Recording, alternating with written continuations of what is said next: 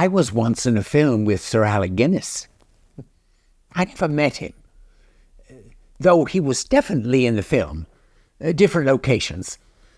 I was passerby in a London street, and he filmed most of his sections of the story in a studio or South America or somewhere, I forget which. He played Hamlet, once I believe, famous now for being in Star Wars. I first auditioned for that many years ago. Hamlet, not Star Wars. There were about 30 young men trying to get their face seen at the casting. Those that hadn't slept with the director had to rely on talent rather than looks. I was in the latter category. I was good. Well, I thought so. Not sure the director agreed. Well, he didn't. I did get a part, though. Cornelius, who along with Voltimand are Danish ambassadors to Norway. Cornelius has one line. In that and all things will we show our duty. Just the one line, and that he shares with Voltimand. In that production, the actor playing Voltimand was from Glasgow, and he had no compunction but to belt out his lines as if he was Mel Gibson in Braveheart. My rather softer Hertfordshire lilt couldn't match. No one ever heard my contribution to the line. Not ever. But I was in the production. I wasn't Hamlet, but I was in it. The actor playing the Danish prince was awful. Dreadful, dire. He spoke his lines as if he were about to burst into floods of tears, and his facial expressions often resembled those one might sport when about to rush off to the loo with an episode of diarrhea. He was dreadful, but he still acts. In countless films and TV stuff, even the occasional stage appearance, he remains dreadful.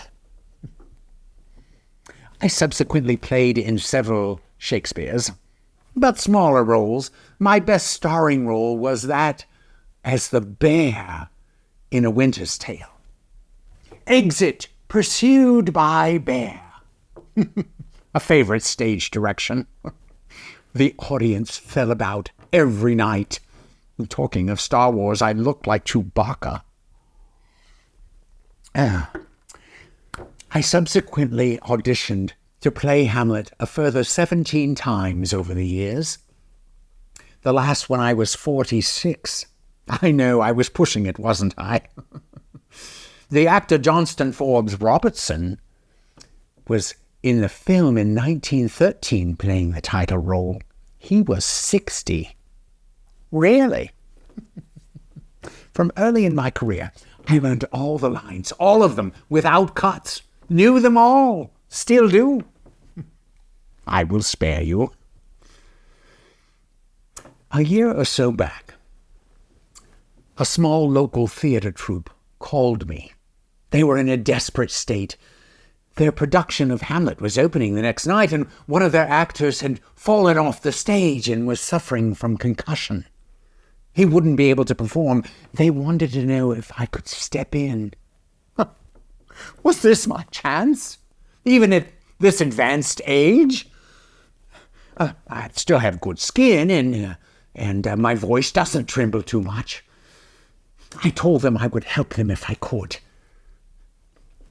My mouth was dry. My heart was pumping.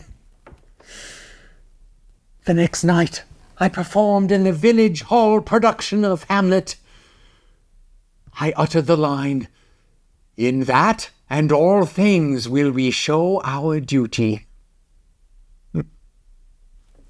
My second Cornelius. This time, Voltimand was renamed Voltimandi, the female and played by the local drag artiste. She stands 7 feet tall in her heels, and she wore a gold lurex jumpsuit. Her voice can cut through granite. I was dressed as a schoolboy, a modern and accessible interpretation, apparently. It was at that moment I realized. I said to myself, Eric, you are 73. You are past it. So, I will probably have to come to terms with the fact that I will never play Hamlet. Maybe it's a weight off my shoulders. I can now forget the lines. They must be clogging up my memory bank or something rotten. It will be a relief. An exorcism. The expectation and longing is very tiring. Oh, no, I'm not retiring. I will keep performing, but small roles. The ones I'm good at. Tiny cameos, roles which I fit into comfortably. Only, please, no more Cornelius.